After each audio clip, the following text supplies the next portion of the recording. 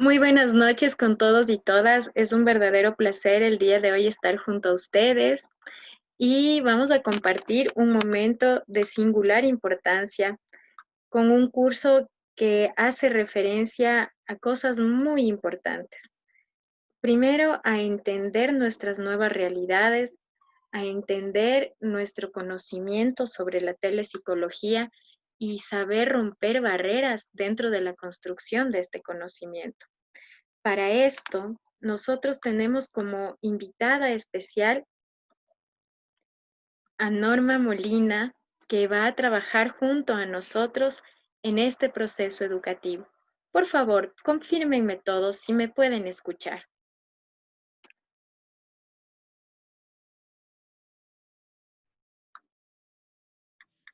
Sí, Chicos, buenas noches.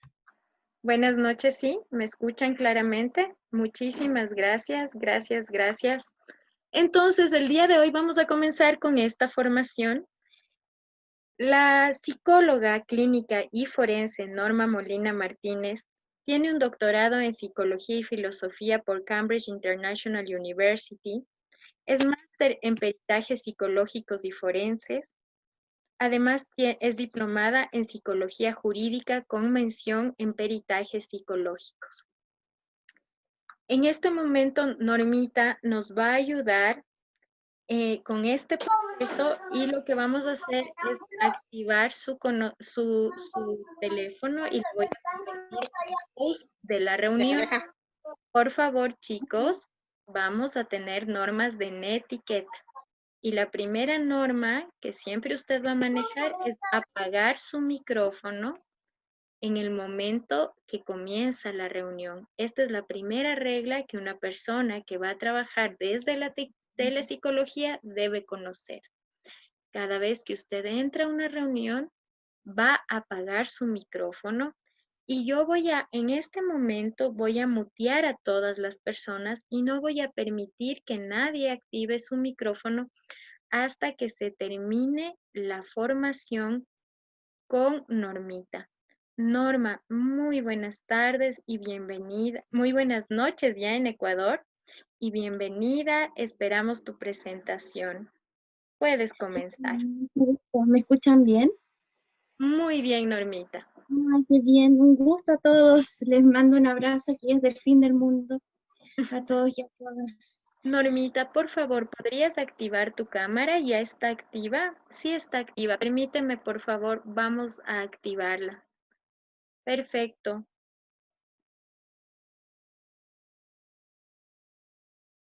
Listo, puedes continuar, Norma.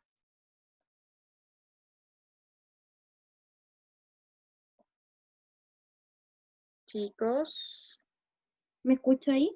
perfecto. Súper bien, ya. Bueno, vamos a partir entonces explicando la definición más básica, que es la telesalud.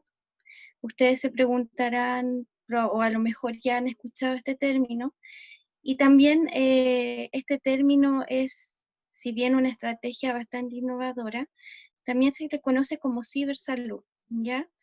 O, y tiene que ver con prestar un servicio, pero desde las TIC, que son las TIC, tiene que ver con las tecnologías de, ¿no es cierto?, la información y las comunicaciones. Por lo tanto, con lo que nosotros vamos a trabajar, nos va a permitir optimizar el recurso humano, que es especializado en nuestra área en este caso, ¿ya? La telesalud va a cubrir todas aquellas ramas, ¿no es cierto?, que va a formar parte de la salud integral de una persona. Y en este caso, nosotros como profesionales del área de la salud mental vamos a tener mucho que decir. Vamos a ir revisando poco a poco la presentación. Y lo primero que les quiero contar es que la Organización Mundial de la Salud, en su 58 Asamblea Mundial, define, ¿no es cierto?, la telesalud como una estrategia en el área de salud que nos va a permitir beneficiar a diferentes tipos de población, ¿ya? ¿Con qué fin? Con el fin, ¿no es cierto?, de que puedan tener un acceso igualitario a la salud. O sea, que nadie se quede fuera de poder acceder a algún profesional de la salud. ¿Para qué? para poder implantar servicios, ¿no es cierto?, que permitan justamente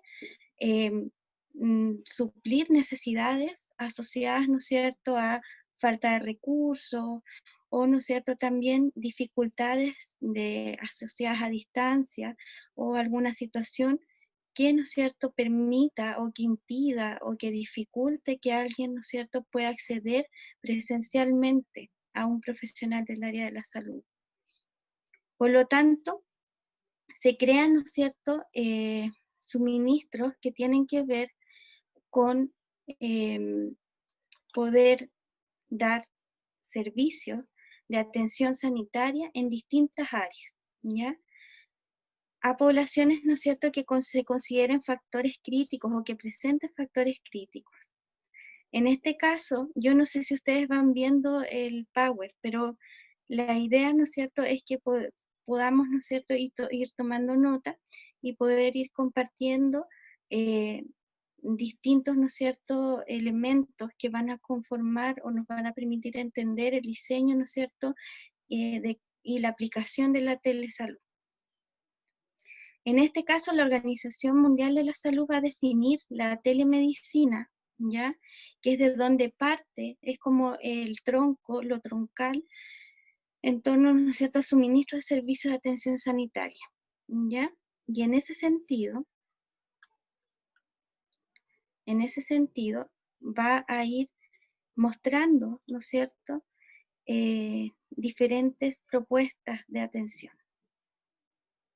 En este caso, va a definir, ¿no es cierto?, cómo la telemedicina es el suministro de servicios de atención sanitaria en los que la distancia, como les comentaba, se constituye en un factor crítico, ¿ya?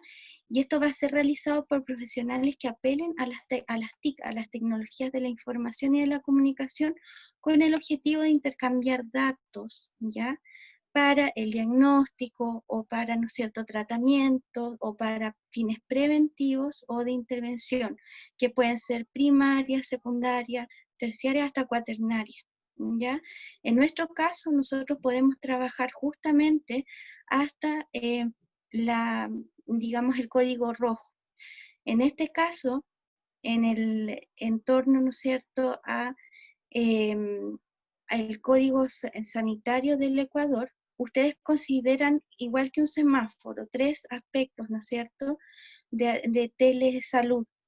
Y en este caso, en torno a la psicología, ustedes van a contar, ¿no es cierto?, con el verde, que es más bien de prevención, el rojo, que es asociado a síntomas leves, ¿ya? Y por otra parte, el código ya rojo, ¿no es cierto?, ese va a contar con profesionales especializados en el área de la psicología y de la psiquiatría que den atención. Esto es relativamente nuevo. La APA, la verdad es que lo empieza a trabajar desde el año 2013, pero lo finaliza desde el año 2017, o sea, casi van a ser ya 3 años, dentro de lo cual norman los procedimientos que nosotros vamos a utilizar como profesionales del área de la salud, ¿ya? En el caso del Ministerio de Salud ecuatoriano, como les comentaba, ustedes consideran el código verde como la psicoeducación, y es la teleasistencia, en este caso asociada, como les comentaba, a síntomas leves, ¿ya? El código amarillo, como les comentaba, tiene que ver con una teleasistencia que no necesariamente tampoco la va a brindar un profesional calificado, sino que puede ser supervisado, como por ejemplo, estudiantes de pregrado que estén terminando o estén haciendo su práctica profesional y cuyas universidades se hagan cargo de supervisar los casos que toman, ¿ya? Y el código rojo lo van a llevar a cabo profesionales que son ya licenciados y que además, ¿no es cierto?, ya tienen el grado académico para poder, y la formación ya más clínica para poder dar cumplimiento a eso. Respecto de las características, ¿no es cierto?, de la telesalud, tiene que ver básicamente con mejorar el acceso, como les comentaba, y la oportunidad, o sea, que nadie se quede sin tener acceso a algún profesional. Por lo tanto, nosotros nos vamos a guiar en términos deontológicos y éticos, ya con, digamos, una serie de parámetros que son muy similares a la atención presencial. Por lo tanto, en este caso, los modelos, ¿no es cierto? También vamos a trabajar con modelos de redes integradas en los servicios de salud, o sea, también podemos trabajar con otros profesionales que puedan ser complementarios a nuestra labor y dar una orientación integral. Por ejemplo, en casos asociados a ginecología o, ¿no es cierto?, a todo lo que es la salud reproductiva, o en este caso, como por ejemplo la pandemia en la que estamos atravesando, hay protocolos de COVID-19, que de hecho está en la bibliografía que se adjunta a ustedes, que tienen un trabajo que es interdisciplinario, ¿ya? Y por lo tanto vamos a trabajar desde la organización. Y los arreglos que se van a hacer para prestar la salud y los servicios tienen que considerar que van a ser equitativos, van a ser integrales para la población y tienen que tener estándares de calidad que aseguren que esa persona va a recibir la atención que necesita. ¿Ok? En términos de telesalud, nosotros vamos a señalar que corresponde, por lo tanto, a un sistema que, como ya lo comuniqué recientemente, va a prestar asesoría, psicoeducación, atención psicológica o médica asociada, ¿no es cierto?, a las TIC, ¿ya? Y se va a constituir, por lo tanto, también en una importante herramienta para la difusión de información sobre el cuidado, prevención y tratamiento de distintas enfermedades mentales. En este caso, la telesalud es como la madre, ¿no es cierto?, de todos los servicios de salud que se presten a una persona. Por lo tanto, esto va a tener ventajas y eso es importante. ¿Por qué? Porque inicialmente nosotros cuando hablábamos de telesalud o de telepsicología, a nosotros generalmente nos enseñaron en la universidad o en pregrado e incluso en posgrado que teníamos que tener cierto setting terapéutico, ¿no es cierto?, lugar en el cual poder atender, y esto a nosotros nos permite flexibilizar y nos invita a, ¿no es cierto?, tratar, a intervenir, pero de una mirada o de un paradigma diferente. Por lo tanto, es importante que ustedes consideren las ventajas. ¿Por qué? Porque van a haber profesionales, de hecho hubo un congreso el año 2019 y también se les adjuntó en el material una presentación asociada justamente, ¿no es cierto?, a ciertos estudios que se han hecho respecto de qué tan abiertos a trabajar en telesalud estamos los profesionales del área de la salud mental. Y la verdad es que en ese estudio se encontró que más del 60% de los profesionales estaban abiertos a flexibilizar. Y en ese sentido, los que estaban más resistentes, más reticentes, ¿no es cierto?, a seguir trabajando desde lo convencional, era en menor cantidad. Sin embargo, es importante que nosotros sepamos qué ventajas tiene la telesalud y por lo tanto, ¿no es cierto?, la telepsicología. Lo primero es que es una estrategia que permite abordar, ¿no es cierto?, brechas de acceso y oportunidad de atención, lo que inicialmente ya dije. Que por otro lado va a permitir, ¿no es cierto?, trabajar de manera integral, ¿ya?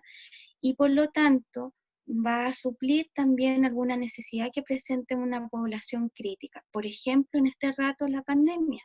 Nosotros no podemos salir de nuestras casas, pero sin embargo el confinamiento ha generado un empobrecimiento en la salud mental a nivel mundial. Ustedes saben que han aumentado los casos, ¿no es cierto?, de violencia intrafamiliar, de violencia en la pareja, de violencia, ¿no es cierto?, de género, ¿ya? Y también todo lo que es el maltrato infantil, y dentro del maltrato infantil principalmente han aumentado las tasas de agresión sexual. En ese sentido, por lo tanto, es importante considerar esta herramienta como una herramienta de base y que en este momento toma mucha importancia y se hace imprescindible para llegar justamente a personas que tienen que cuidarse y estar confinados, y nosotros mismos también no exponernos para poder dar una atención de calidad.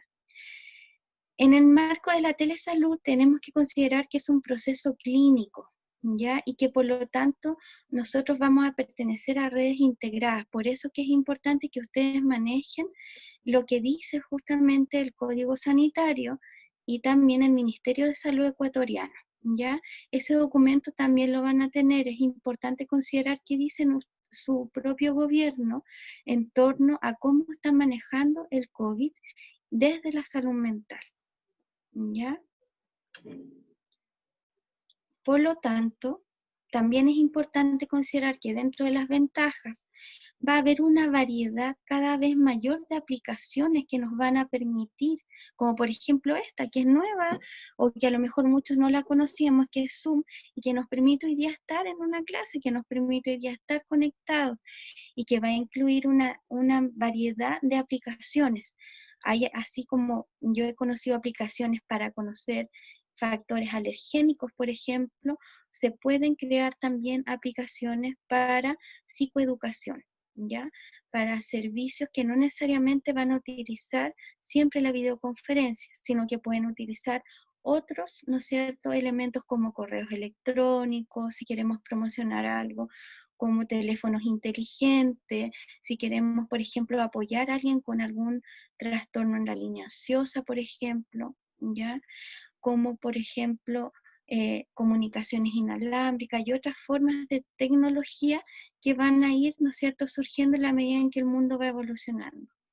Por lo tanto, la telesalud también va a incorporar como otra ventaja la educación, la capacitación, la administración y la investigación, ¿ya? O sea, no solamente va la intervención, sino que tiene distintas áreas, como por ejemplo esta, la que estamos utilizando hoy día, es parte también de la telesalud, ¿ya? Porque estamos promocionando y estamos capacitando a profesionales, ¿no es cierto?, para que den un buen servicio y de calidad. Las prestaciones de salud a través de la telesalud hacen que sean más accesibles, más eficientes, más oportunas, y que todo aquel, ¿no es cierto?, persona que lo necesita pueda acceder a ello, ¿ya? Por eso es importante que también se consideren todos aquellos elementos asociados a la comunicación. Y por lo tanto, conocer en qué grados, ¿no es cierto?, pueden darse una serie de eventos que podemos ir definiendo como puntos de aplicación de la telesalud. ¿En torno a qué? ¿No es cierto?, al cuidado de la salud mental, ¿ya?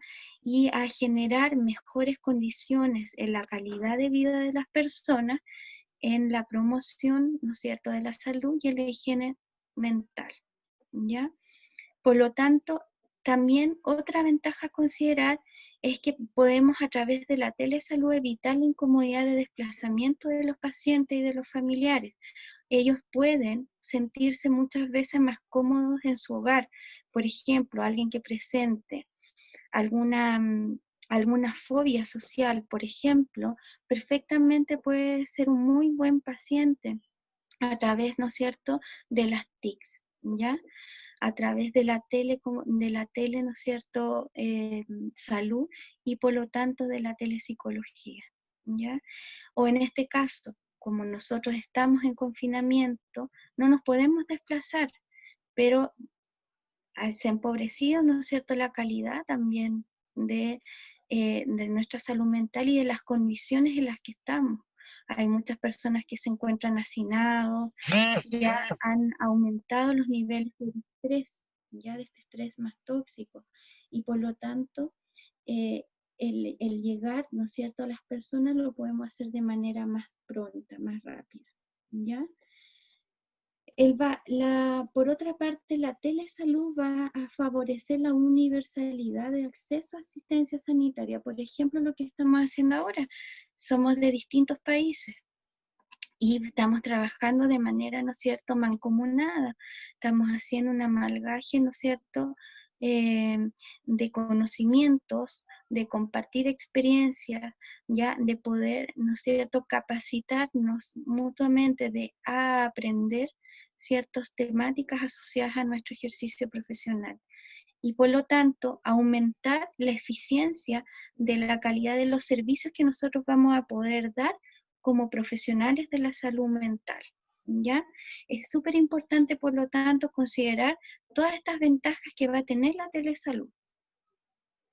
En términos de la obtención de la información, nos va a ayudar mucho también. ¿Por qué? Porque eso va a permitir, ¿no es cierto?, que nosotros podamos acceder a un estado, al estado, ¿no es cierto?, de salud de, en este caso, la persona, a quien vamos a atender a través de las telecomunicaciones, a través de computadores y a través de proveedores, ¿no es cierto?, que van a permitir llegar a ellos independiente, ¿no es cierto?, de qué tan separados geográficamente podamos estar. Y eso nos va a permitir aplicar nuestros servicios en torno a evaluación, diagnósticos, tratamientos, educación, para poder brindarles, ¿no es cierto?, una buena, buenas estrategias, ¿no es cierto?, para que ellos y ellas puedan mejorar su calidad de vida y su salud mental, ¿ya?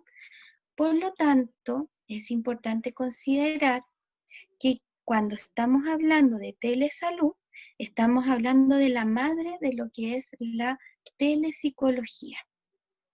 Y la telepsicología también la vamos a conocer como la ciberpsicología, como la psicología online, como terapia online, ya, o también, ¿no es cierto?, como la psicología, ¿no es cierto?, de las TIC, que son las TIC, como ya recién les comenté, son, ¿no es cierto?, las tecnologías de la información y las comunicaciones.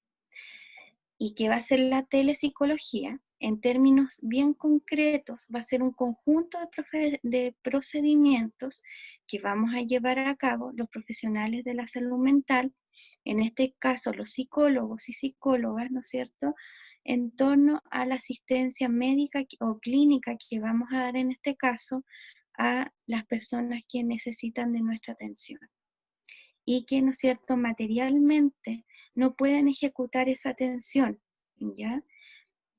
Por lo tanto, vamos a utilizar diferentes medios de comunicación y de tecnología de imagen para llegar, o de, ¿no es cierto?, de video, de audio y video para llegar hacia ella.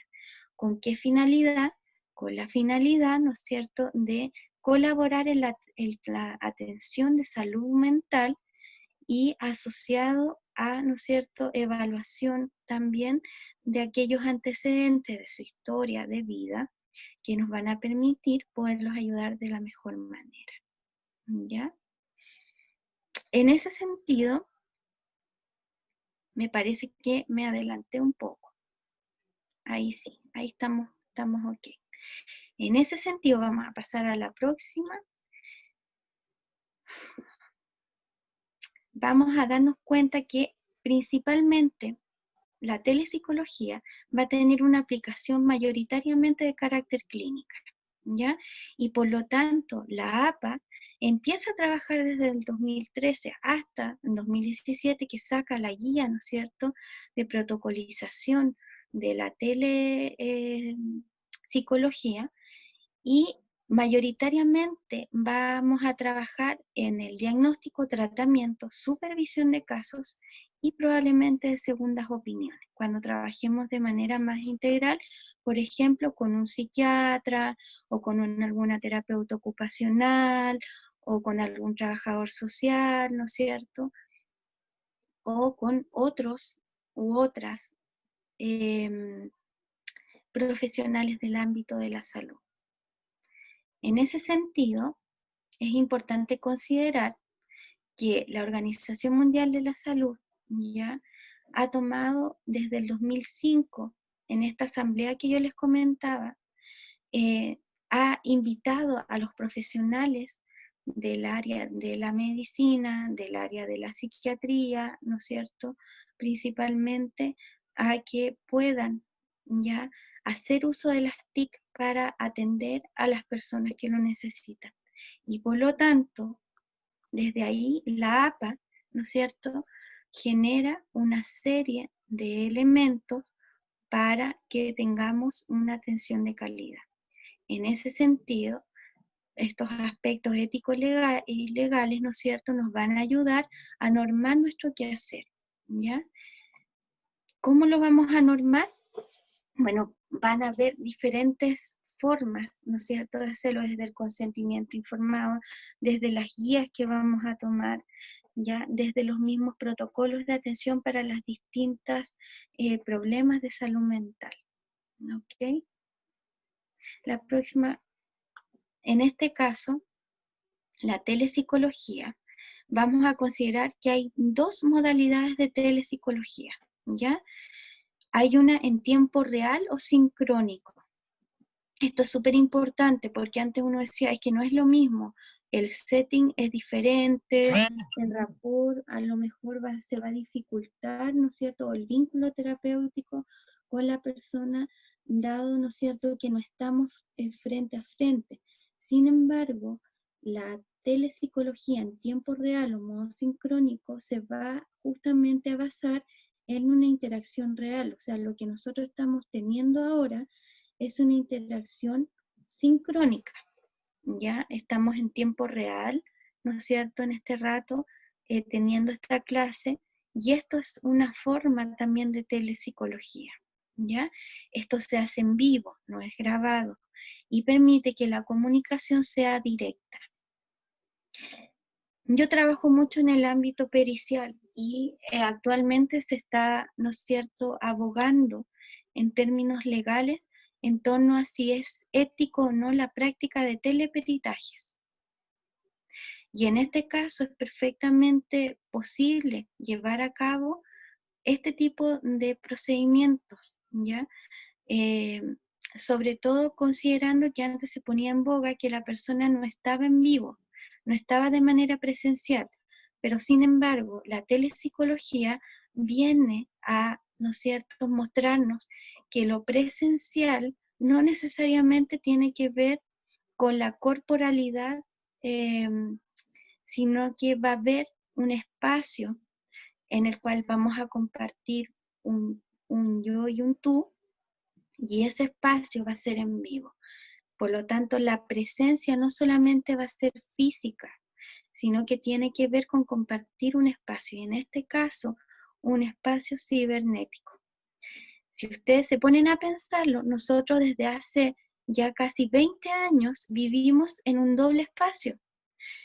Tenemos una vida que es, ¿no es cierto?, nuestra vida, digamos, cotidiana, pero dentro de nuestra cotidianidad además tenemos una vida que es más cibernética, en donde está Instagram, Facebook, ¿no es cierto?, y todas estas plataformas, dentro de lo cual nosotros vamos exponiendo nuestra vida personal, ¿ya?, en este espacio que es cibernético. Por lo tanto, aquí pasa lo mismo. Vamos a tener un espacio que es real, que está en vivo, que es sincrónico, y en el acto se van a ir entregando las orientaciones diagnósticas, las terapéuticas, ¿no es cierto?, que va a necesitar cada persona. Y en este caso, el paciente va a estar presente, y yo como terapeuta, ya como profesional tratante, voy a estar presente para lo que necesite en ese momento. Va a haber una segunda, ¿no es cierto?, aplicación de la telepsicología o de la ciberpsicología, que tiene que ver con un modo asincrónico, ¿ya?, o diferido. Y en este caso, este modo nos va a servir mucho en los distintos niveles de intervención. Aunque ustedes no lo crean, nos puede servir inclusive hasta en una intervención terciaria, ¿ya? O sea, en un tratamiento. Ustedes dirán, pero ¿cómo nos va a servir? O sea, si no está la persona en vivo, ¿cómo yo lo voy a ayudar de manera no en vivo, sino que de manera diferida? Por ejemplo, si alguien está con un trastorno de ansiedad, yo puedo dejarle tareas, y dentro de esas tareas puedo, por ejemplo, videograbarle sesiones, ¿no es cierto?, de autohipnosis o sesiones de programación neurolingüística, o sesiones de imaginería, o de relajación. O sea, el tiempo diferido también nos va a permitir, por ejemplo, trabajar con promoción, ¿no es cierto?, que es la intervención más primaria, a promocionar, ¿no es cierto?, a través de videos, de cápsulas, ya, diferentes contenidos, psicoeducando, también promocionando y, ¿no es cierto?, que es la intervención ya más secundaria y también tratando, ¿ok? Por lo tanto, en esta modalidad, si bien no existe una interacción personal directa, el especialista sí puede intervenir y es importante que lo consideren también. En ese sentido, ya la atención en línea va a tener ciertos procedimientos que hay que considerar en términos, ¿no es cierto?, deontológicos y éticos. Por lo tanto, no es cierto, todo esto tiene como una metodología, tiene procedimientos, tiene leyes que nos van a regir ya en torno a qué actitudes vamos a tener, qué acciones vamos a tener y de qué manera vamos a trabajar con nuestro cliente, clienta, paciente, como queramos, no sé, o con la persona a quien vamos a ayudar, ¿ya? Aquí es importante considerar que la atención en línea, cuando nosotros trabajemos en esto, va a tener, ¿no es cierto?, principios, y estos principios van a regir nuestro quehacer profesional. En ese sentido, les quiero contar que, tal como en la psicología tradicional, tenemos que considerar la relación médico-paciente, o profesional-paciente, o profesional-cliente. Por otro lado, tenemos que considerar la responsabilidad que va a tener el profesional tratante, el rol del cliente o del paciente. Tenemos que considerar que tiene que existir confidencialidad en torno a la información que nos van a traspasar o a la cual vamos a acceder. Y por otro lado, ¿no es cierto?, también tenemos que tener en cuenta que tenemos, valga la redundancia, que asegurar calidad de la información, porque acá la información va a ser crucial. Disculpen. Por lo tanto, también es importante considerar qué competencias vamos a tener para, ¿no es cierto?, utilizar las herramientas de telemedicina y de telepsicología. Por otro lado, acá también vamos a considerar el historial del clínico del paciente. Y en última instancia, también la formación en telemedicina o telepsicología, ¿ya?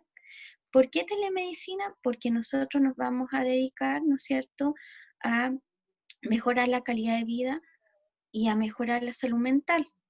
Y formamos parte, ¿no es cierto?, de los profesionales del área de la salud, ¿ya?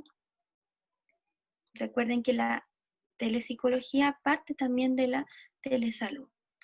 Por lo tanto, en torno al primer punto, que era la relación médico-paciente, la literatura internacional va a definir, ¿no es cierto?, estos principios. Estos principios están en la mayoría de los países que nos rigen, ¿ya? Y en ese sentido, debe procurar tener la mejor comunicación y atención con el paciente. Por lo tanto, tenemos que asegurarnos que las TIC que utilicemos, ya sea videoconferencia, ya sea correo electrónico, ya sea Instagram, ¿no es cierto?, o Zoom, nos va a permitir tener una relación que permita llegar a la otra persona, a quienes nos necesita, con el fin de evitar, por ejemplo, la despersonalización, que es uno de los riesgos que se corre, ¿ya?, o una interacción indirecta que no permita tener, ¿no es cierto?, un adecuado vínculo, ya que permita generar cambios en las personas finalmente. Por lo tanto, es importante considerar, ¿no es cierto?, que tiene que haber una consulta psicológica completa. No porque sea una teleconferencia, yo voy a, ¿no es cierto?, hacer un procedimiento a lo rápido, ¿no es cierto?, o que se salte alguna metodología en específico respecto del tratamiento que voy a dar, ¿ya? Por otro lado, la responsabilidad del profesional tratante, esto implica que es importante considerar ya que queda en libertad y completa independencia de decidir si utiliza o no las TIC. O sea, nadie está obligado, ninguno de nosotros a utilizarlas, pero sin embargo, dado ciertos elementos ambientales, nosotros somos libres para poder decidir si las utilizamos o no. Lo importante es realizarlo de manera ético y conforme a lo que determina la APA en su guía, ¿ya? En la guía del 2017. En ese sentido, la decisión de trabajar o no a través de las TIC es importante, ¿no es cierto?, darse cuenta de lo beneficioso que puede ser para la persona, de cómo yo voy a llegar a esa persona a través de la telemedicina o la telepsicología, de manera directa o de manera indirecta. Y ya sea, ¿no es cierto?, a través de diagnóstico, tratamiento o intervención, ¿no es cierto?, ya médicas directas, como por ejemplo en el COVID-19. Es probable que muchos profesionales de la primera línea ya tengan que comunicar fallecimientos a través de telecomunicación. Y ustedes se preguntarán ahí, bueno, ¿y cómo lo hacemos ahí para contener? ¿Cómo lo hacemos para empatizar? ¿Ya?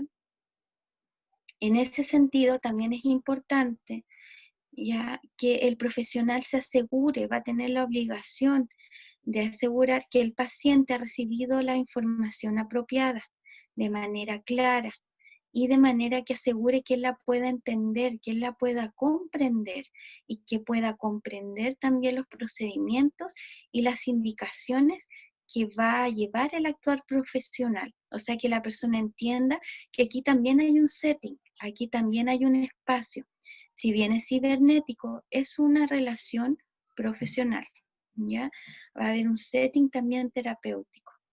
Por otro lado, tiene que asegurarse además de que la persona, ¿no es cierto?, físicamente sea capaz y se dé cuenta, ¿ya?, de la importancia del rol del proceso desde la utilización, ¿no es cierto?, de las TIC, ¿ya? En ese sentido, el mismo principio se debe aplicar a los miembros de la familia de esa persona, por ejemplo, si es menor de edad, ya si es niño, niña o adolescente, o si es alguna persona interdicta, por ejemplo, en el cual me están pidiendo examinar, ¿no es cierto?, su capacidad cognitiva. Es importante considerar también que los miembros de la familia tienen, ya, yo como profesional, la obligación de que puedan entender adecuadamente la información y de manera clara. ¿Ok?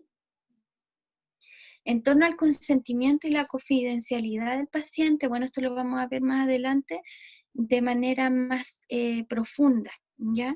Más concreta también, pero tenemos que asegurar confidencialidad del paciente, o sea, aquí rige los mismos principios de la terapia convencional, y tiene que él o ella darnos un consentimiento informado, ¿ya? De hecho, ustedes de acuerdo, ¿no es cierto?, al protocolo que tienen en torno al COVID, el Ministerio de Salud ecuatoriano tiene dentro de los anexos, ¿no es cierto?, un tipo de consentimiento informado, tienen un protocolo, dentro de lo cual hay un compromiso, ¿ya? Hay un compromiso de los profesionales del área de la salud y también, ¿no es cierto?, de los deberes del paciente. En torno a la calidad de la información, como bien les comentaba, es importante ser cuidadoso respecto de, ¿no es cierto?, cómo se va a evaluar ya la información que se va a otorgar a la persona a quien yo voy a tratar o a quien yo voy a intervenir. Por eso es importante considerar protocolos de acción y en ese sentido yo también les acompañé material asociado, ¿no es cierto?, a un trabajo que hicieron los españoles a partir del COVID, y ellos sacaron una serie de protocolos, ¿ya?, en torno, por ejemplo, a la crisis de pánico o en torno a un potencial suicida y cómo, ¿no es cierto?, poderlo tratar, ¿ya?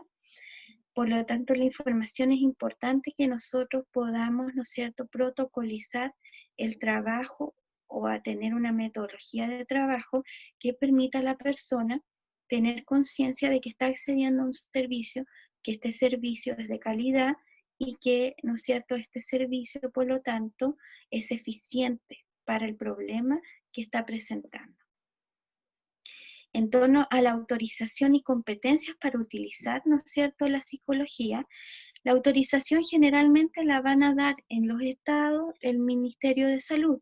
En el caso ecuatoriano, como bien les comentaba, ustedes tienen dentro de sus códigos el código rojo y el amarillo, dentro de lo cual pueden ser profesionales, no necesariamente psicólogos, pero sí en formación. O sea, tienen que tener una formación, ¿no es cierto?, en psicología, pero tienen que estar supervisados. Ellos pueden trabajar en promoción y prevención, pero el código, por ejemplo, que es el código verde y amarillo, pero el código rojo, que ya es, ¿no es cierto?, asociado a problemas de salud mental determinados, como bipolaridad, ¿no es cierto?, por ejemplo, u otros cuadros o trastornos, ¿no es cierto?, que están descritos en el CIE-10 o en el DSM-5, es importante que ahí a ustedes solamente los autoriza el Ministerio de Salud para trabajar, ¿no es cierto?, profesionales licenciados y que tengan, ¿no es cierto?, preparación clínica, ¿ya? Eso es importante que lo manejen porque hay elementos legales de por medio. Las competencias, por lo tanto, para utilizar la telepsicología también nos llama a capacitarnos, y en ese sentido yo los felicito y las felicito por esto, porque el capacitarse a ustedes les da un plus en torno a otros profesionales que no tengan la certificación o no tengan la capacitación y quizás no sepan todos estos protocolos. Por lo tanto, es importante la capacitación. ¿Para qué? Para mejorar la calidad de la información y para mejorar, ¿no es cierto?, la calidad del servicio o de la ayuda que yo voy a prestar como profesional. En ese sentido, la calidad de la información, es importante considerar que nosotros acá también tenemos que mantener historiales clínicos de las personas a quienes vamos a atender, ¿ya? O de la población tipo a la cual vamos a acudir, por ejemplo. Se debe registrar el método de identificación de la persona atendida, la cantidad y la calidad de la información recibida o dada, ¿no es cierto? O sea, también nosotros tenemos que tener fichas terapéuticas, ¿ya? Tenemos que llevar un registro del trabajo que se está haciendo. Se debe, por lo tanto, registrar adecuadamente los hallazgos, las recomendaciones que hemos, los servicios, las interconsultas, ¿ya? La durabilidad del proceso y realmente la exactitud de la información que ha almacenado la persona. Por eso en ese sentido es importante pedirle a ellos que puedan recapitular como recurso terapéutico también, ¿no es cierto?, de intervención, ya más específico en torno a que hemos hablado con ellos o ellas, ¿ya? La telepsicología, por lo tanto, va a ser un campo absolutamente prometedor. O sea, yo les digo que la inversión en ese sentido que han hecho es muy buena en términos éticos, procedimentales, metodológicos y de calidad de, ¿no es cierto?, la preparación que ustedes tengan como profesionales del área de la salud mental. En ese sentido, es como les decía, nosotros actualmente vivimos en dos espacios, en el espacio que está convencional y en el espacio cibernético. Y muchas veces estamos más conectados mentalmente al espacio cibernético que al convencional. Y las TIC, o sea, ¿no es cierto?, digamos, de las tecnologías de la información y de la comunicación nos van a permitir incluso a mejorar las capacidades mentales de alguien si nosotros las utilizamos de buena manera, ¿ya? Y le sacamos partido a todo lo que nos puede ayudar a promover una mejor calidad de vida, un mejor bienestar, ¿no es cierto?, o higiene mental, ¿ya? En ese sentido, por lo tanto, se debe ofrecer oportunidades a todos los profesionales del área de la salud que estén interesados en la telemedicina o la telepsicología. Y en ese sentido, es importante que nosotros podamos considerar los protocolos y las guías de intervención que existen en la ciberpsicología, ¿ya? En ese sentido, la APA, como les comentaba, el 2017, ha generado una serie, ¿no es cierto?, de protocolos en torno a cómo nos vamos nosotros a manejar en torno a la telepsicología. Y en ese sentido es importante que se consideren estándares éticos y profesionales en torno a la práctica que nosotros vamos a tener desde, ¿no es cierto?, esta mirada, desde este, ¿no es cierto?, escenario. Por lo tanto, en ese sentido, ya se invita a que nosotros podamos valorar si están las condiciones necesarias para que una persona pueda recibir nuestra ayuda desde el espacio cibernético. Por ejemplo, si es un adulto o adulta mayor, digamos, familiarizado o familiarizada va a estar con el mundo cibernético. Es autovalente, más autónomo en eso, ¿qué tanto se maneja en eso? A lo mejor está acostumbrada ese adulto mayor o adulta mayor a comunicarse con sus nietos desde el WhatsApp, y del WhatsApp entonces yo voy a utilizar la videollamada para poder hacer las sesiones con él o con ella. En ese sentido, por lo tanto, perdón, es importante conocer suficientemente qué herramientas vamos a utilizar para realizar el servicio y qué tanto la conoce la persona. Por ejemplo, esta persona utiliza celular, ¿qué tipo de celular utiliza? O más bien utiliza el mail, revisa mejor el mail, o a lo mejor este abuelito o abuelita me funciona mejor, por ejemplo, lo asincrónico, o sea, no en tiempo real, sino que a generarle cápsulas que permitan que vaya recorriendo cada vez, ¿no es cierto?, cierto ejercicio o cierta estrategia de intervención que yo quiera psicoeducar o intervenir, ¿ya? En ese sentido, también es importante que antes de comprometerse al emplear, ¿no es cierto?, estos medios, yo debo valorar si es una modalidad adecuada, eficaz y segura para la persona en quien yo quiero intervenir, ¿ya? O a quienes yo quiero intervenir, porque también se han hecho, ¿ya?, elementos asociados, ¿no es cierto?, a grupos. Y por lo tanto, también es importante evaluar en qué estado psicobiológico está la persona.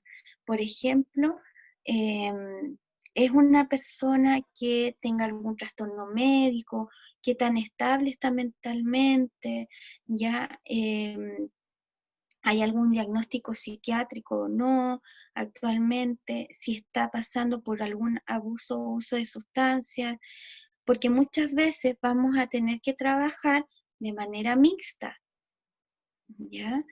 Hay, por ejemplo, en todo lo que tiene que ver las adicciones, actualmente las TICs funcionan mucho, pero de manera mixta. Es importante, ¿no es cierto?, irlas trabajando, pero también de manera presencial, ¿ya? En ese sentido, por lo tanto, es relevante para evaluar, ¿no es cierto?, qué tan conveniente van a ser estos servicios. Pero ¿qué pasa, por ejemplo, en pandemia, ahora que estamos confinados y confinadas con este tipo de pacientes? Por eso es importante, ¿no es cierto?, considerar cuáles van a ser los mejores canales de información y comunicación que yo voy a usar, ¿ok? En ese sentido, es importante considerar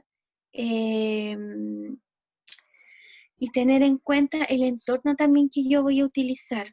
Por ejemplo, en este caso, estar en un entorno tranquilo, ¿qué tanta privacidad tiene esa persona? Si está, por ejemplo, ahora que estamos confinados, viviendo por ejemplo, hacinamiento, ¿de qué manera yo me puedo comunicar y hacer efectivo, ¿no es cierto?, una intervención? A lo mejor ahí voy a tener que considerar que no va a ser individual, sino que va a ser una intervención más familiar. Por eso es importante considerar, ¿no es cierto?, qué tanta privacidad va a tener esta persona, considerar aspectos de seguridad de la intervención, qué tan seguros son los datos que van a traspasar, que va a traspasarme esa persona a través de, ¿no es cierto?, las TIC que yo voy a utilizar, ¿ya? Qué tan expuesta se puede ver esa persona. En ese sentido, esta línea se anima y anima a profesionales de la psicología a debatir, ¿no es cierto?, de manera, ¿no es cierto?, integral, de manera integrada, además, ¿no es cierto?, cómo va a ser la relación médico-paciente o profesional-paciente, las horas en las cuales se va a llevar, ¿no es cierto?, la intervención. Acá generalmente lo que se estima es la misma, los 45 minutos, 40-45 minutos a una hora que lleva una sesión, ¿ya? Por lo tanto, por otra parte, es importante considerar si estos servicios van a ser beneficiosos o no y qué riesgo puede presentar para el bienestar de esa persona, para el bienestar físico o emocional. Por ejemplo, si yo estoy haciendo una intervención en violencia intrafamiliar, es probable que el agresor o la agresora esté cerca. Entonces, ¿de qué manera yo me puedo asegurar de dar una buena intervención en términos reales a través de las tecnologías de la información? Por eso es importante también que siempre nosotros consideremos en el proceder, ¿ya?, el consentimiento informado. Eso va a ser nuestra carta de respaldo para los servicios que yo voy a ofrecer y los servicios que el otro se compromete a recibir, ¿ya? En ese sentido, bueno, hay una ley, ¿no es cierto?, en este caso, que va a regir este consentimiento informado, ¿ya? Por ejemplo, aquí es importante considerar, ya, que el paciente deberá contar por escrito en el caso de intervenciones quirúrgicas, procedimientos, o sea, esta ley tiene que ver más que nada con la telesalud en términos generales, pero en torno, ¿no es cierto?, a lo que plantea la APA, en ese sentido, ¿no es cierto?, legalmente ya tiene que en este caso cliente o clienta o paciente, ¿no es cierto?, o la persona a quien yo voy a intervenir, tiene que tener autonomía en torno a los derechos y las obligaciones en materia de la información. Y eso tiene que documentarse clínicamente. ¿A través de qué? A través del consentimiento informado. ¿Qué va a implicar eso? Que los profesionales de la psicología se van a esforzar para obtener y documentar el consentimiento informado. O sea, nosotros idealmente tenemos que videograbarlo, ¿ya? Si es que vamos a utilizar videoconferencia. Y también tiene que hacerse de manera sincrónica, en esta intervención sincrónica. Y por otro lado, debe hacerse, ¿no es cierto?, documentado, idealmente. ¿Cómo lo vamos a documentar? Podemos, por ejemplo, pedirle a la persona que tenga impreso, ¿ya?, el documento al momento de la sesión y que de esa manera lo pueda firmar, lo muestre a la cámara y eso queda video grabado. O bien yo se lo puedo leer verbalmente, puede dar un consentimiento verbal. En ese sentido, al hacerlo debería tener presente las leyes y normativas vigentes. Y acá yo tengo la labor profesional de culturizarme en torno a esta temática, o sea, saber qué leyes están rigiendo en mi país. Como le digo, en este caso tienen protocolos que dicen relación con el Ministerio de Salud ecuatoriano, y en ese sentido está bastante normado. De hecho, hay unos protocolos anexos que él otorga, ¿no es cierto?, y que están digamos, en el protocolo, ¿ya?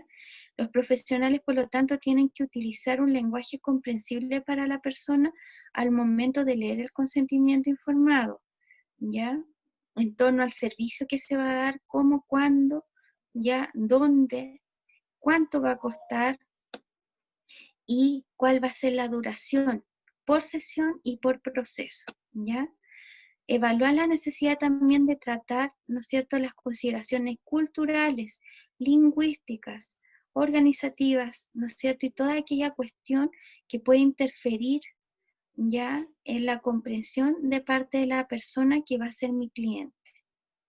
En ese sentido es importante ya considerar que la autorización debe ser una autorización detallada de comienzo del servicio, ya debe ser en tiempo real, debe seguir las leyes locales, regionales y nacionales, debe ser por escrito, con firmas electrónicas si se pudiese, o bien, si no contamos con ese medio, tiene que quedar video grabada, ¿ok? ¿Por qué? Porque nosotros también podríamos ser denunciados por mala praxis, ¿ya? En el Código Civil podríamos, ¿no es cierto?, o inclusive en términos penales nos podrían acusar de haber dado un falso servicio, por ejemplo. Por lo tanto, es importante que se documente la provisión de autorización en el historial clínico, ¿ya? Y debe contener el consentimiento informado, la misma información que va a ir incluida en el proceso de autorización que dé la persona y que incluya los riesgos potenciales en torno a la confidencialidad de la información, en torno a la planificación de las sesiones, por ejemplo, qué pasa si la persona no se conecta a tal día, en tal hora, ¿va a pagar igual la atención que le demos? ¿No la va a pagar? ¿Cuánto tiempo tiene para pagar o no? ¿Ya? En torno, por ejemplo, a la facturación, que es importante, ¿no es cierto?, que lo consideremos, ya sobre todo si vamos a hacer clínica independiente. Y por otro lado, ¿no es cierto?, debe incluir información específica asociada a la naturaleza de los servicios por videoconferencia, ¿ya? Eso es importante siempre considerarlo porque va a permitir discutir problemas técnicos como la codificación, por ejemplo, o si es posible algún fallo técnico en algún momento, ¿ya?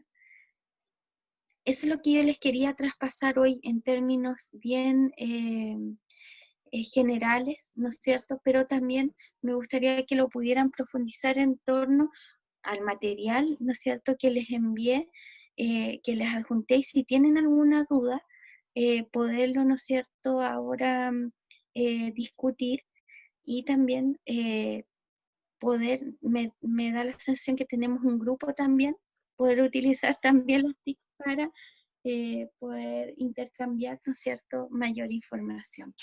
Muchísimas gracias, Normita. Para nosotros es un verdadero placer tenerte desde Chile para el Ecuador. Y una de las cosas que a mí me ha quedado muy consciente en este espacio es la utilización de este consentimiento informado. Cuando hablamos del consentimiento informado para videoconferencia, ¿debería tener algún apartado que nos señale alguna determinación de las horas, por ejemplo? Porque en videoconferencia nosotros estamos hablando de un proceso razonable entre 35 y 40 minutos para una sesión. Entonces, en este caso, deberíamos poner esta parte en el consentimiento informado que informe cuánto durará una sesión de videoconferencia. Sí, debería ser muy similar a la psicología tradicional, ¿ya? En este caso, por ejemplo, es importante que considere cómo se va a llevar a cabo el servicio, qué tipo de servicio se va a dar, cuánto va a durar la sesión, cuánto cuesta esa sesión, hasta cuánto tiempo va a esperar el profesional, por ejemplo, por un atraso, ¿ya? Y generalmente aquí lo que se hace es que el servicio se paga, por ejemplo, si alguien no se va a poder conectar, tiene que cancelar la sesión, o sea, tiene que pagarla 24 horas antes del servicio. Todo eso debe ir en el consentimiento informado. Mientras más específico, ¿ya? Va a ser mucho mejor. Si, de hecho, si quieren, les puedo enviar algunos ejemplos de consentimiento que le pueden servir a los colegas o a las colegas, no hay problema. Muchísimas gracias, Normita. Sería esencial esa parte. Otra de las preguntas que tenemos en este caso es, cuando nosotros hacemos la construcción de la sesión terapéutica, entendemos que vamos a manejar el mismo material, por ejemplo, de historia clínica. ¿Consideras viable que nosotros mandemos un documento compartido para que el paciente lo llene previamente a la cita o lo haríamos en el momento de la cita? ¿Y por qué? Sería ideal que fuese antes. En ese sentido, yo trato de trabajar en términos clínicos muy similar a como lo hacen desde la psicología sistémica, ¿ya? Quizás puede ser por la formación, pero idealmente que sea antes, que utilicemos el mail, por ejemplo, y podamos enviar un cuestionario autobiográfico. ¿Por qué es tan importante enviarlo antes o qué ventajas tiene? Primero, conocer el estilo narrativo de esa persona. Ya nos va a hablar qué tan práctica es esa persona, qué tan profunda es esa persona, o sea, ya nos va a ir dando, ¿no es cierto?, información en torno a cómo va a estructurar la información la persona, ¿ya? Y eso nos va a permitir a nosotros poder estructurar después la sesión y que con qué metodología vamos a trabajar, porque no va a ser lo mismo trabajar con alguien más práctico que con alguien a lo mejor mucho más reflexivo. La forma en que va a procesar la información va a ser distinto, o alguien más visual, si queremos, o alguien más kinestésico, o sea, la forma en que va a recepcionar o va a percibir, ¿no es cierto?, la información y la va a trabajar, la va a codificar, va a ser diferente. Y por lo tanto yo diría que es más beneficioso enviar un cuestionario antes y posteriormente a eso ir profundizando, porque de esa manera nos va a permitir tener un perfil mucho más claro de quién es nuestro cliente o clienta y de qué manera lo podemos ayudar. Gracias, Norma, por tu valiosa respuesta y considero completamente que es una idea muy, muy adecuada en el momento del tratamiento telepsicológico, porque el tiempo que tenemos frente a nuestro paciente debe ser optimizado y debe ser fortificado. Él debe sentir la necesidad de volver y no como una pérdida de tiempo, porque creo que en esa parte se aleja mucho el paciente. Dice, ¿para qué me trajo si esto podía haberlo hecho solo? Entonces, el usuario tiene también un sentimiento en torno a este tema. Y acá es importante también considerar que el rapport aquí va a ser distinto en la forma en que lo trabajemos. Por lo tanto, como yo no estoy en un mismo espacio, sino que estamos en un ciberespacio, ya tengo que empezar a trabajar la relación terapéutica, una relación de mayor confianza, desde, ¿no es cierto?, el querer conocer quién es, que es lo básico, y por lo tanto, por eso yo lo planteo como lo más beneficioso. Y concuerdo plenamente contigo en que, por ejemplo, Zoom no nos da más de 40 minutos en una sesión, por ejemplo. Claro, de ¿Ya? manera gratuita, ¿no? Y una de las cosas ahí, Normita, que hacen una pregunta es súper importante. Mira, los tiempos de atención varían con respecto a niños, adolescentes y adultos. Nosotros recién desde Poliestudios generamos un estudio psicológico en torno a este tema. Ujú. Antes de lanzarnos a la atención telepsicológica, hicimos una encuesta con 300 pacientes y nos Ya. dimos cuenta de muchas cosas importantes. La atención de un niño en una videoconferencia va hasta 25 minutos, de un Exactamente, adolescente hasta 35 minutos y de un exactamente. adulto inclusive 45 minutos para una atención telepsicológica. Y esto es súper importante nombrarlo porque he visto psicólogos en el Ecuador en estos momentos que a los niños les tienen en consulta telepsicológica de 60 minutos para justificar el costo de la terapia. Y esto no es ético, porque el niño no Exacto. estaría aprovechándolo. ¿Qué opinas tú? Efectivamente, los niños tienen y las niñas tienen una forma de procesar la información distinta a nosotros. Además, ellos van a utilizar el medio cibernético distinto a cómo lo hace un adulto. Por lo tanto, es importante eso dejarlo en claro en el consentimiento informado. Ya el otro día efectivamente me tocó examinar un niño con déficit atencional y el papá estaba muy abochornado, con mucha vergüenza, porque se movía mucho.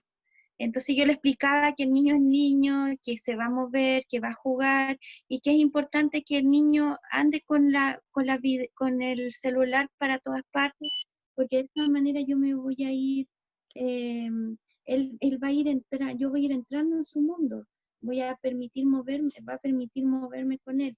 Y en ese sentido yo le explicaba a ese papá que los niños generalmente no duran más de 20 minutos, ¿ya? Y efectivamente los adolescentes no más de media hora, porque ellos están acostumbrados a recibir mucha información desde las distintas TIC, ¿ya? Y por lo tanto yo también me tengo que adecuar a ese cliente. Y es importante considerar justamente eso y enviarle incluso hasta estudios a los papás si no están, eh, mm, digamos, para convencerlos que el servicio va a incluir cierto elemento. Ahora, si nosotros queremos justificar 40 minutos de atención, perfectamente podemos tener unos 15 minutos eh, luego de la sesión o antes de comenzar la sesión con los niños, con los papás. 10 minutos con el papá o la mamá antes para saber cómo ha estado la semana, luego intervengo y luego cierro con los papás. Y ahí puedo tener los 45 minutos. Más que tener al niño completamente todo ese Son estrategias terapéuticas realmente válidas y no solo válidas, sino valiosas en tu experiencia, que en realidad fortifican nuestro proceso. Mira, Normita, nos hacen una pregunta importante. ¿Cómo poder hacer un buen rapport con un adolescente? Ya sabemos que es difícil. Ellos tienden a apagar la cámara, tienden a ocultar sus emociones y como tú lo has dicho, inclusive su tiempo de captación es multifuente, es decir, mientras está en terapia conmigo, también está viendo un video en YouTube y está contestando el WhatsApp. ¿Cómo hacer eso? Nosotros desde Poliestudios te cuento que hemos creado un decálogo antes de la teleasistencia para trabajar con los adolescentes, en donde hemos puesto reglas sobre el momento de la intervención para que ellos puedan respetarla. ¿Qué más se te ocurre hacer? Bueno, generalmente no obligarlos en primera instancia a activar la cámara, considerando que en el caso de ellos justamente está el desafiar a la autoridad. Nosotros dentro de todo vamos a ser autoridades para ellos. Por lo tanto, lo que a mí me ha funcionado bastante es al momento de iniciar esta relación, evidentemente yo lo voy a conocer, la voy a conocer porque va a estar con la mamá o el papá, pero luego de eso, generalmente yo parto de temas neutros para ver qué cosas le gusta hacer, qué música escucha, qué redes actuales está. Ya, por ejemplo, en este rato está TikTok, que es algo que les gusta bastante, está la selfie con filtro, entonces podría incluir las TIC como el recurso terapéutico y como entradas de intervención, ¿ya? Y en ese sentido, trabajar desde esas TIC para poder llegar a ese adolescente. Y eso la verdad es que me ha funcionado bastante. Sobre todo, ¿no es cierto?, en temas tan fuertes como tener que develar un abuso sexual o en alguna examinación pericial, por ejemplo, ¿ya? Y en términos terapéuticos, yo creo que menos es más. O sea, si no quiere, por ejemplo, aquí el no comunicar no existe finalmente, porque al apagar la cámara igual está comunicando y también lo puedo incluir como recurso terapéutico. Y desde ahí entrar, ¿m? Que es como lo que pasa igual en términos presenciales. Muchos adolescentes van y no quieren hablar. Y a veces uno puede estar 15, 20 minutos ahí, simplemente, ¿no es cierto?, eh, digamos, tolerando el silencio. En ese sentido aquí, como no estamos en un mismo espacio, vamos a utilizar las TIC y que ellos nos vayan mostrando, ¿no es cierto?, estos elementos para entrar como recursos terapéuticos. Mira, una pregunta que me parece súper importante. Como docente, ¿podría brindar telepsicología? Yo creo que en esta pregunta hay una dualidad muy fuerte, porque un docente puede educar sobre psicología en el primer nivel, en el más básico, la teleeducación. Y podríamos explicar ciertos ritmos, ciertos procesos, pero lo demás debemos dejarlo a los expertos. ¿Qué opinas tú, Normi? Siento que la pregunta no es tan clara porque es tan abierta que nos permite también considerar varios elementos de la telepsicología. O sea, efectivamente, un docente podría hacer telepsicología desde la psicoeducación, como señalas tú, desde la promoción de la salud, pero un clínico tendría que hacer lo terciario y lo cuaternario, que es ya una intervención propiamente tal. Y en este caso, de acuerdo al código sanitario que tienen ustedes, me hace mucho sentido con este semáforo que plantea el Ministerio de Salud ecuatoriano, que lo verde y lo amarillo podría hacerse desde la telepsicología docente, porque ellos van a tener la función de supervisar lo que hagan sus alumnos en torno a la intervención que presten, y van a poder trabajar en la promoción, prevención, pero supervisando también alguna intervención. Desde ese punto de vista sí se podría hacer telepsicología, por ejemplo, supervisando grupos de apoyo, ¿ya? O formando profesionales en telepsicología, ¿ya? Pero intervención propiamente tal desde la docencia, me parece que uno también tiene que tener una capacitación clínica, porque hay elementos y recursos terapéuticos y de metodología que son, que ya están protocolizados y solamente lo va a conocer el clínico. Y en ese sentido, me da la sensación, tal como dices tú, que hay cierta dualidad, ¿ya? En torno a cómo se plantea la pregunta. Gracias, Normita. Y vamos a responder una última pregunta para dejarte descansar. Cuéntanos, ¿qué hora es en Chile? Ya deben ser como las 10 o 11 de la noche porque estamos adelantados, sí, eh, son, la, son las 10:15 de la noche. Ajá, perfecto. Mira, Elisa Pincay nos pregunta, ¿qué es más conveniente realizar en telepsicología con niños y adolescentes?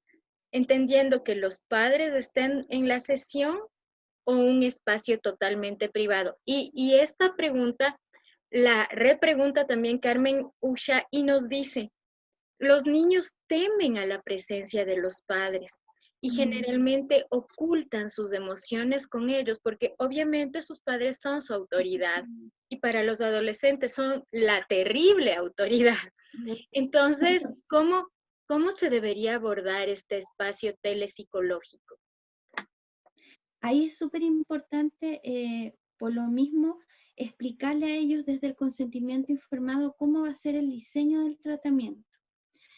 Va a depender siempre de la edad del niño o la niña. Cuando son más pequeños, yo también puedo trabajar, por ejemplo, desde la habilitación parental o marental, ¿no es cierto?, de las competencias marentales o paternales, o parentales, digo, ahí probablemente yo voy a trabajar alguna actividad vincular, ¿ya? Y ahí va a tener que estar papá, mamá, porque estoy trabajando en ese foco. Pero cuando yo hago un tratamiento individual para un niño, es importante que los padres entiendan que va a tener que tener su espacio privado. Y en ese sentido, por ejemplo, ahí lo que generalmente yo les pido y les explico que la primera sesión yo los voy a conocer a ellos, pero que después, y le explico al niño que él me tiene que dar el permiso para que el papá o la mamá salga de la habitación y que no tiene que tener interrupciones, ¿ya? Y ahí generalmente se les da incluso el espacio para que se queden con algún objeto de transición si eso le provoca mucha angustia, algún peluche o algún animalito que vive en la casa que los acompañe, por ejemplo. Y los papás se les explica justamente que al finalizar la sesión se le va a dar una pequeña retroalimentación, pero también es importante explicarle al niño desde su estadio evolutivo, ¿ya? En torno a la confidencialidad de la información, o sea, en qué cosas él puede confiar o ella puede confiar en mí y qué cosas voy a tener que informar a los papás para que lo protejan o la protejan. Por ejemplo, ideaciones suicidas, esto no lo puedo dejar pasar porque estaría poniendo en riesgo al paciente, ¿ya? O si yo, por ejemplo, sé de algún abuso, es importante que los papás sepan que eso sí va a ser informado. Pero también es importante que los papás sepan que yo no les voy a contar todo lo que hice en la sesión, sino que solamente le voy a dar alguna sugerencia para la semana o alguna tarea para la semana, y a grandes rasgos le voy a comentar cuál ha sido mi percepción acerca de este cliente. Y también que el niño entienda que a los papás no se le va a contar todo lo que hagamos en sesión, que sea un espacio en el cual él puede confiar y contar con ese espacio como un espacio para él o para ella. Entonces, por eso es tan importante el consentimiento y el encuadre que yo haga. Y eso tiene que quedar claro en la primera sesión. Ahí tiene que quedar claro el quiénes van, el para quién es el problema o para quiénes es el problema, el qué esperan o qué cosas espera cada uno, si es caso papá, mamá, mamás, papás, ¿ya? O cuidadores, y qué también espera el niño o la niña de ese espacio. Porque a lo mejor espera que juguemos solamente y a través del juego yo voy a tener, ¿no es cierto?, en ese espacio que intervenir. Entonces, eso tiene que quedar en el encuadre en la primera sesión clarificado. Muchas gracias, Normita. Y ahí está, creo que la respuesta a Sandy Trujillo. Y quiero ser muy enfática en esto. Sin consentimiento informado no existe la posibilidad de atención en Ecuador. Y la ley lo marca de esa forma. Nosotros en la primera cita nos encontramos obligados a la firma del consentimiento informado. Recuerden que esta es la única herramienta que nosotros tenemos para nuestra protección y esto es de vital importancia para la construcción de nuestro conocimiento. Muchas gracias, Normita, por tu atención el día de hoy. Es lindo unir fuerzas en América Latina para construir conocimiento. Nos sentimos orgullosos de tu presencia aquí. Ha sido realmente valiosa y nos vemos mañana con todos y todas. Muchas gracias y buenas noches. Que estén muy bien. Un gusto a todas.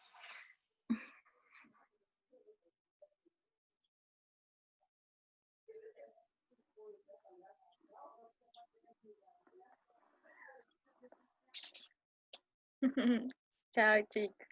Chao, chao.